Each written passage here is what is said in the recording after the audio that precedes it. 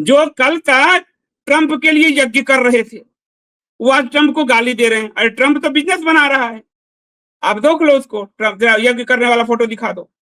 यज्ञ कर रहे थे, एक पत्रकार है, उसने कहा अब ट्रंप लाएंगे हिंदू राष्ट्र अमेरिका में, जब ट्रंप जीत रहा था। तो वह ट्रंप भारत को बार बार अपमानित कर रहा है।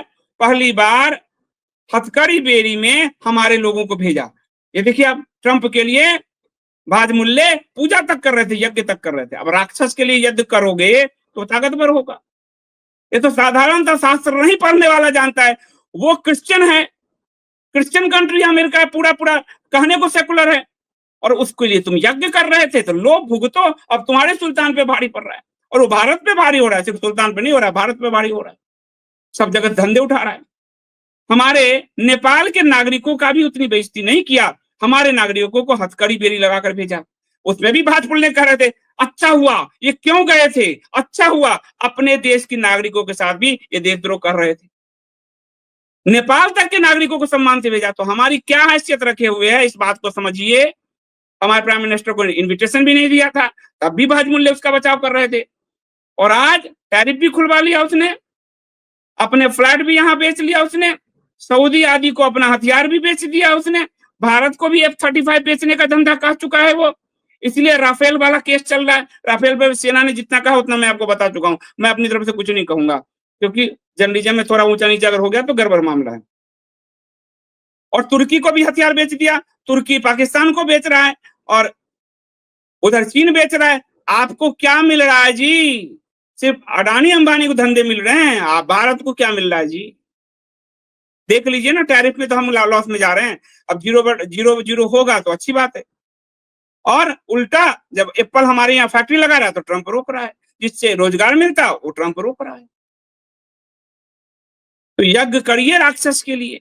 भाजमुल्लों ने तो ये है नहीं ना, ये कहां से लाओगे? ये सबसे बड़ी दिक्कत यहाँ ये हो रही है।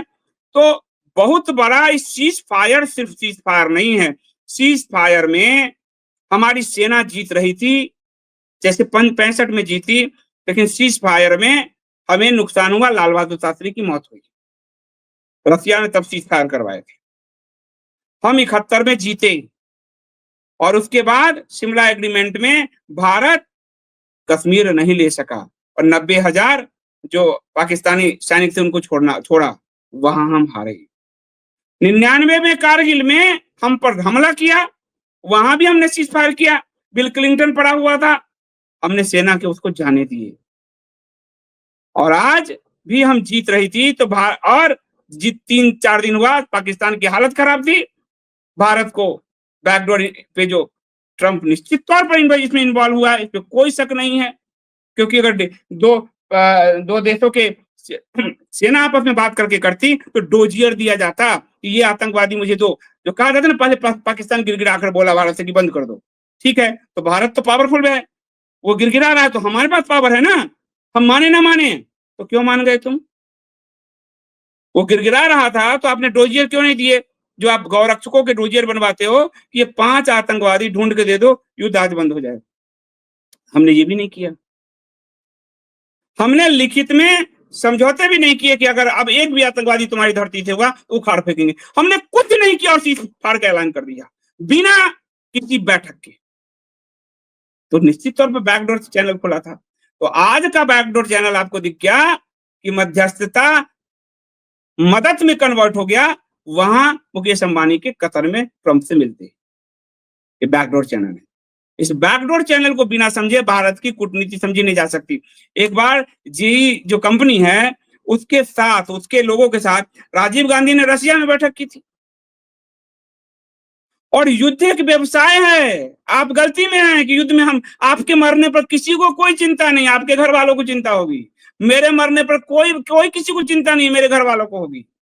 युद्ध काफी सारे लोगों के लिए व्यवसाय है, और अमेरिका ने जमकर व्यवसाय कर लिया, इस्लामिक कंट्रियों से धंधा वसूल लिया पाकिस्तान को बचाने के लिए, और पाकिस्तान को भारत के समकक्ष खड़ा कर दिया, कश्मीर को इंटरनेशनल बना दिया, और भारत से आयात शुल्क भी खत्म करवा लिया, जो ट्रंप आज बोला है कतर में। और भारत अभी के विदेश मंत्री अभी कह रहे हैं अभी इस पर बाद में बात करेंगे, और भारत को कह रहा है कि एप्पल को भी भारत में मत ले जाओ, आयात शुल्क कम कराकर भी फिर भारत पर प्रेशराइज किए हुए कि वो वहां टैरिफ लगाता है ज्यादा। तो इतने सारे घटनाक्रम हुए हैं, उस घटनाक्रम को समझे बिना आपको सीज फायर के पीछे का कारण समझ में नहीं आएगा। और मेरी बात में आपको आज बुरा लगेगा, रेडिएशन वाली मेरी बात सच हुई, भारत लंबा युद्ध पाकिस्तान के साथ नहीं कर सकता, मेरी बात सच हुई। इस वॉर के समय में भी मेरी दोनों रिपोर्ट आपको सच हुई, ये रिपोर्ट भी सच होगी, मानो ना मानो, हो रहा है तो यही, क्योंकि सब कुछ सिनारियो दिख रहा है। इसको बोलते हैं परिस्थिति जन्य साक्ष्य, कड़ियों को जोड़ना होता है, चीजें स्पष्ट हो रही है, बिजनेस तो हो गया, खत्म कहानी है बस।